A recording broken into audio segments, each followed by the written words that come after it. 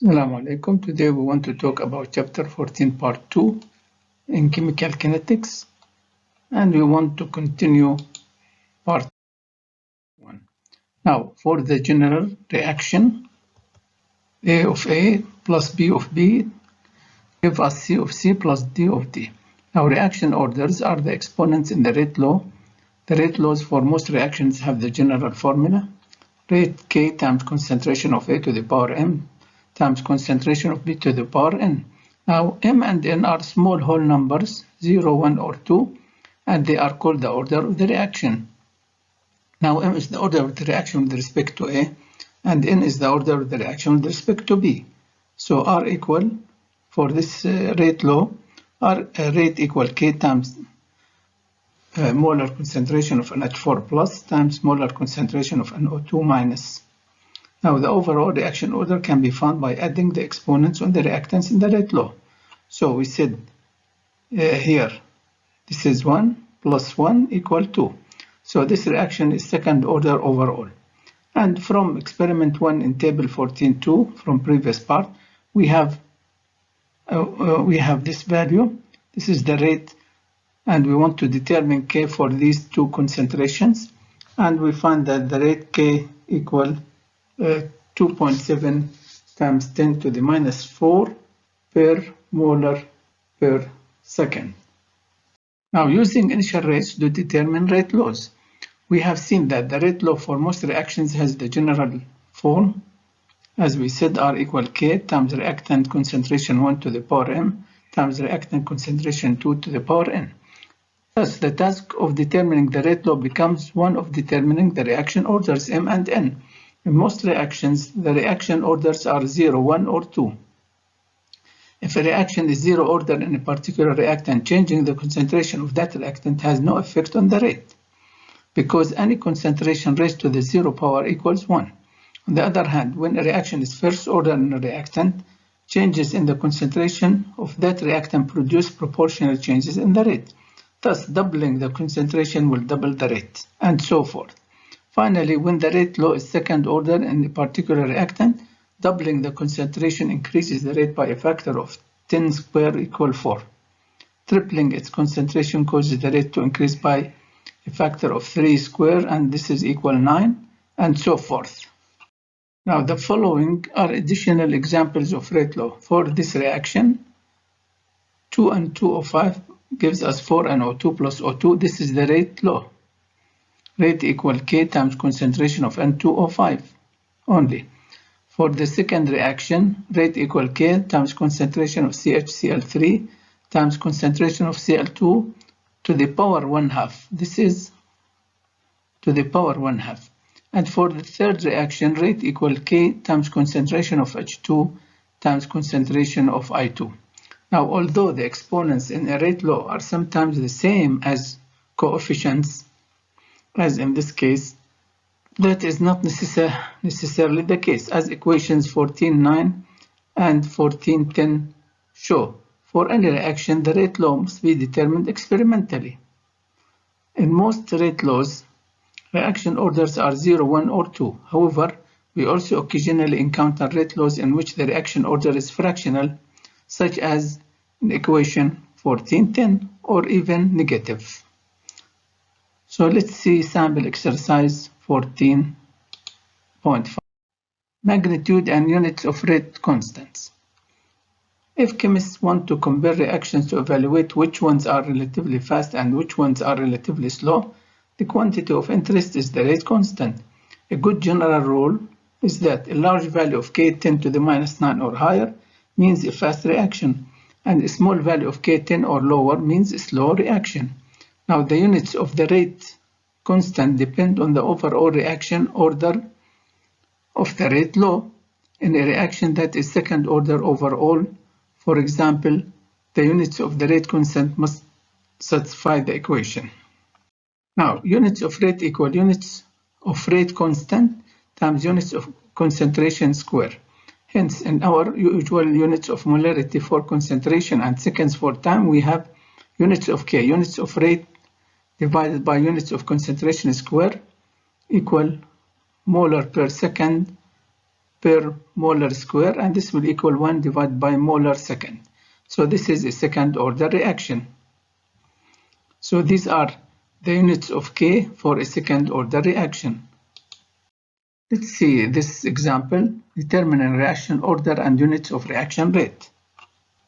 Now, what are the overall reaction order for the reaction described in equations 14.9 and 14.10? In the slide number 4, you observed. What are the units of the rate constant for the rate law in equation 14.9? So, now, the overall reaction order is the sum of the exponents in the rate law. The units for the rate constant K are found by using the normal unit for rate, molar per second, and concentration M in the rate law, and applying algebra to solve for K. So the rate of the reaction in equation 14.9 is first order in N2O5 and first order overall, because this is the rate. The reaction in equation 14.10 is first order in one reactant and 1/2 order of Cl2. So the overall reaction is 3/2. B, for the rate law for equation 14.9, we have the following. Units of rate equal units of rate constant divided by units of concentration. Units of rate constant equal units of rate over units of concentration, and this will equal second minus 1. So whenever in any reaction the rate constant has a unit second minus 1, note that the units for the rate constant change as the overall order of the reaction changes. So this is first order. So this is first order. Now, however, what is the reaction order of the reactant H2 in this equation? And what are the units of the rate constant for equation? So this is the rate law. The reaction is first order with respect to H2, and first order with respect to I2, and second order overall. And you can determine the units of the rate constant for a second order, as we said, 1 divided by molar times second. So we conclude that from the units of the rate constant K, we can know the type of order of the reaction, whether it is first or second. Now, determining a rate law from initial rate data. Now, the initial rate of reaction A plus B was measured for several different starting concentration A and B, and the results are as follows. We have 3 experiments, molar concentration of A, molar concentration of B, and this is the initial rate, molar per second. You see, using this data, determine A, the rate law for the reaction, and B, the rate constant, and C, the rate of the reaction when A equal 0.05 molar and B equal 0.1 molar. Notice that this value is not in the table, so it's a new value. Okay, what we should do. Now we assume that the rate law has the following form. R بتساوي K times N to the power M and B to the power N. So we must use the given data to deduce the reaction orders M and N. We do so by determining how changes in the concentration change the rate. B, once we know M and N, we can use the rate law and one of the sets of the data to determine the rate constant K. Then, now that we know both the rate constant and the reaction orders, we can use the rate law with the given concentrations to calculate the new rate. So, as we move from experiment 1 to experiment 2, A is held constant and B is doubled. Thus, this pair of experiments show that B affects the rate, allowing us to deduce the order of the rate law with respect to B. Because the rate remains the same when B is doubled, the concentration of B has no effect on the reaction rate. So the rate law is therefore zero order in B, meaning N equals 0. In experiments 1 and 3, B is held constant. So these data show how the concentration of A at fixed rate, holding B constant while doubling A increases the rate fourfold. This result indicates that the rate is proportional to A concentration of A squared. That is, the reaction is second order in A. Hence, the rate law is this. Then rate equal K times concentration of A squared times concentration of B to the power 0. This equal 1, of course, and this is the rate law, K times concentration of A squared. Now, this rate law should be reached in a more formal way by using the ratio of the rates from two experiments. So this is another method to solve it. For example, we take rate 2 divided by rate 1 equal 1. And then this one equal rate 2 equal K times this concentration divided by rate 1 K times this concentration. Notice that this is repeated, so cancel out. And this 0.2 divided by 0.1 to the n, so 2 to the n equal 1. So n must be 0. Now then we take rate 3 divided by rate 1 in the same way equal 4. 4 equal rate 3 divided by rate 1, K times the concentrations, K times the concentration. Now these cancels out. We have 0.2 divided by 0.1 to the m, so 2 to the m equal 4. Then m must be equal to, so using the rate law and the data from experiment, we have K equal rate divided by A square. We get the value of rate constant. Notice that it is m minus 1 second minus 1, and this is for a second order reaction. Now, using the rate law from part A and the rate constant from part B, we have rate equal K times A squared. Now, K, we determine K, and this is the new concentration. Then we get the new rate.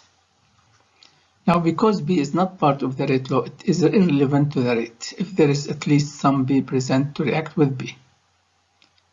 So thus, the rate law correctly reproduces the data, giving both the correct number and the correct units for the rate. Now, section 14.4, the change of concentration with time. First order reaction. Using calculus to integrate the rate law for a first order process gives us this, minus ln A times concentration of A at time t divided by concentration at time 0 equal minus K2, where A0 is the initial concentration and AT is the concentration of A at some time t during the reaction. Manipulating this equation produces this equation, ln concentration of A at time t equal minus K times t plus ln concentration of A at time z, and this is which is in the form of an equation for a straight line. لاحظوا here the slope is minus K and the y-intercept is ln A concentration of A at time 0. Now, for first order process, this is the equation. If you are given any three of the quantities, we have 4 quantities. If you are given any 3, we can calculate the fourth, and so on. Therefore, if a reaction is first order, a plot of ln concentration of A at time t versus time will yield a straight line, and the slope of the line will be minus K, and y-intercept equal ln concentration of A at time 0. Now, using the integrated first order rate law, let's see this sample exercise. The decomposition of a certain insecticide in water follows first order kinetics with rate constant equal this. The quantity of this insecticide is washed into a lake on June, leading concentration of this gram per cubic centimeter. Assume that the average temperature of the lake is 12. What is the concentration of the insecticide on June 1st of the following year? And after 1 year, how long will it take for the concentration of the insecticide to decrease to this value? Okay, plan. We are given K, this time 1 year, concentration of insecticide initially. And so equation 14 can be solved for concentration of insecticide at time t. For part B, we have K initial concentration of an insecticide and the concentration of insecticide at time t, we can solve equation كذا for time t. So substituting ln insecticide concentration at time t equal 1 year, يعني time equal 1 year, equal minus this times this, all this, you solve for insecticide concentration after 1 year, you get this value. And to get this concentration, we use the inverse natural logarithm of or e to the x function on the calculator. Note that the concentration units for A at time t and A naught must be the same. Again, substitute into that equation with this concentration at time t. We get solving for t, so it's equal 0.35 year. So this is the concentration, the time required for the concentration to decrease to this value. And then you can solve this practice exercise by yourself. Now, this figure 14.6, the first order reaction of methyl isonitrile conversion to acetonitrile. Now, for example, consider the following process in which methyl isonitrile is converted to acetonitrile. Now, this is the kinetic data for the conversion of methyl isonitrile. When we plot pressure of methyl isonitrile versus time, we do not get a straight line, we get a curve. But when we plot ln pressure versus time, we get a straight line. Okay. Because we get a straight line, therefore the process is first order. So this is characteristic of a first order reaction. And you can determine the value of k. K is the negative of the slope. And this value equal 5.1 times 10 to the minus 5 per second. Now, second order reaction. Similarly, integrating the rate law for a process that is second order reactant, we get this. Also, you see this is in the form of a straight line. If you plot this versus time, you get a straight line. The slope is m and the y-intercept is 1 over a naught. Okay. So if the reaction is second order in a plot of, as I said, will yield a straight line and the slope, we said that. One way to distinguish between first and second order rate laws is to graph both ln a at time t and 1 over a at t against t. If the ln a at t plot is linear, the reaction is first order. If 1 over a at time t plot is linear, the reaction is second order. So now let's look at sample exercise 14.8, determining reaction order from the integrated rate law. We have the following decomposition reaction, and we have here the data we get. At 0 time, the concentration of NO2 was 0.01. Then when time increases, the concentration of NO2 decreases, of course. Now the question, is the reaction first or second order in NO2? So what we do now, we plotting the concentration of NO2 versus time. Here's the graph at the right. This is, the plot is not a straight line, so the process is not first order in A. Graphing ln 1 over NO2 concentration versus T, however, gives the plot on the left. Because this is a straight line, the reaction is second order in A. And the rate law R equal K times concentration of NO2 square. And from the slope, we can get the value of K to be equal to 0.543 per molar second. Zero order reactions. We have seen that in a first order reaction, the concentration of reactant A decreases non-linearly as the concentration of A declines. Now the rate at which it disappears declines in proportion. Now a zero order reaction is one in which the rate of disappearance of A is independent of concentration of A. The integrated rate law for zero order reaction is concentration of A at time t equal minus k for t plus concentration of A at time 0. Now our initial concentration, where A at time t is the concentration of A at time t and A naught is the initial concentration. So this is the equation for a straight line with vertical intercept, concentration of A at 0 and slope equal minus K. Now the most common type of zero order reaction occurs when a gas undergoes decomposition on the surface of a solid.